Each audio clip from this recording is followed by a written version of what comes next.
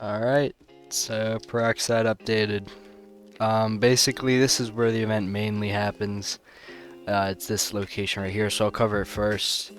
But basically it's just on the ice lake. The river down the middle in KT, it's pretty easy to get to. Keyskate shop is over there, time gate's over there.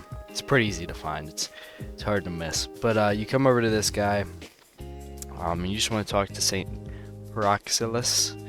And you can trade in presents, and then get like a better present. So the rarities go from green to blue to red, and you can trade in 10 of whatever like if you trade in 10 greens you get 1 blue, you trade in 10 blues you get 1 red.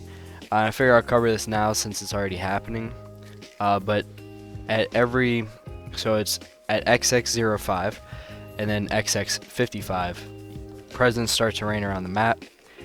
They rain here, they rain near time gate, I know they rain over at Keyskate shop, they rain over here.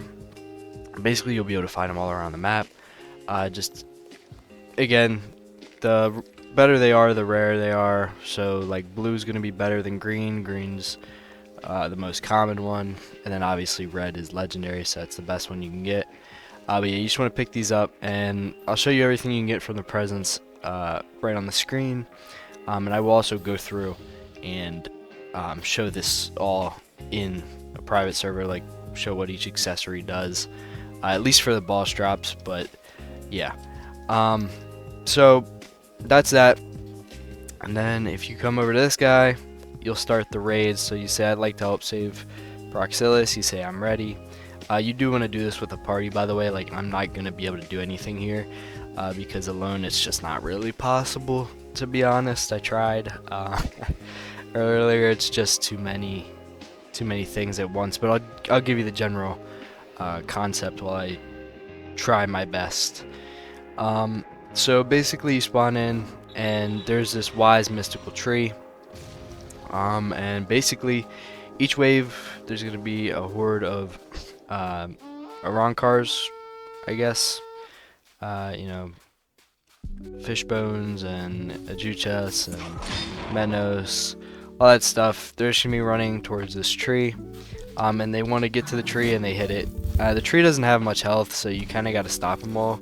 That's why, like, the best things for this game mode are going to be like chaos. Chaos, duality's decent when it gets in the mode.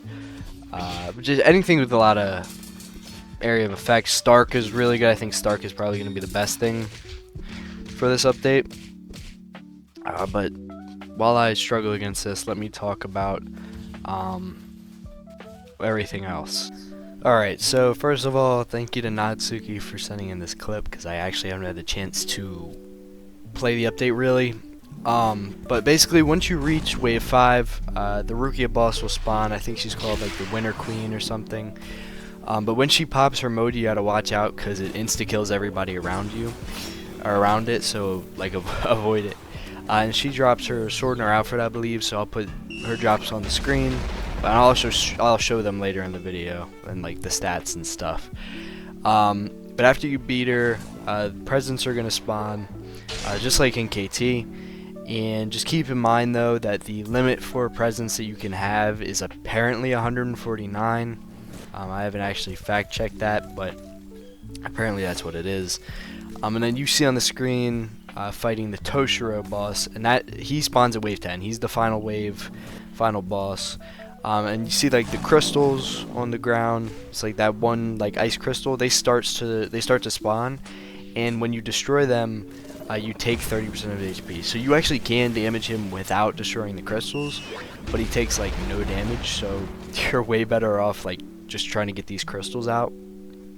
But also keep in mind, if one person dies against him, he's gonna regenerate 30% of his health. So he will get 30% of his health back, and then you'll have to basically break another crystal to even that out. So I'll put the drops on the screen.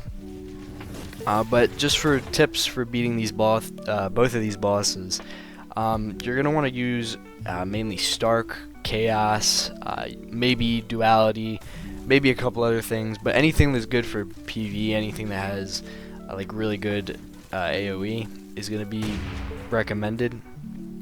And then you want a team of around 8 people. The limit is 10, but you want a lot of people because it is a really hard raid. Natsuki said it took him and his team 20 minutes, and he had 8 people. But do keep in mind, like, the more people you have, the more people you have to share the presence with. But I would mostly be playing this for boss drops anyway, so I wouldn't really be too concerned about that. But yeah, once you beat Toshiro, everyone that died actually revives, so they can get the presents. But they do not get the boss drops, so try not to die. And when you're trying to get these boss drops, just like keep in mind that Fortune Field affects both of these bosses. So if you don't know what that is, you get it from the Wandering Trader, and yeah, it basically just increases the chances that you get good drops. So you definitely want to get those and turn those on. And I guess the last thing that I would recommend is you get a PvE set. You want to be doing a lot of PvE damage so you can kill these NPCs quick. And that goes for the bosses and like the Juchas and the Mendos. They have a lot of HP and there's a lot of them. So you definitely want to get a PvE set. I will link a video that I made about what the best PvE accessories are. So if you want to check that out, it'll be in the description. And they're not too hard to get. Some of them are, but most of them aren't too hard to get. But yeah, let me just get into the game and show you all of the drops that you can get and all of the stats that they give. Okay, so unfortunately at the time that I'm recording this, the private servers have not been updated. So I literally can't show you all of the drops. I'm sorry about that. Maybe by the time this is out, you know, it'll be up. So I'm actually going to leave my private server code in the description. Don't worry, I don't plan on changing it. So I'll leave that in the description so you can come in. You just go to this board, click accessories, and you can check every single accessory that is currently added to the accessory list.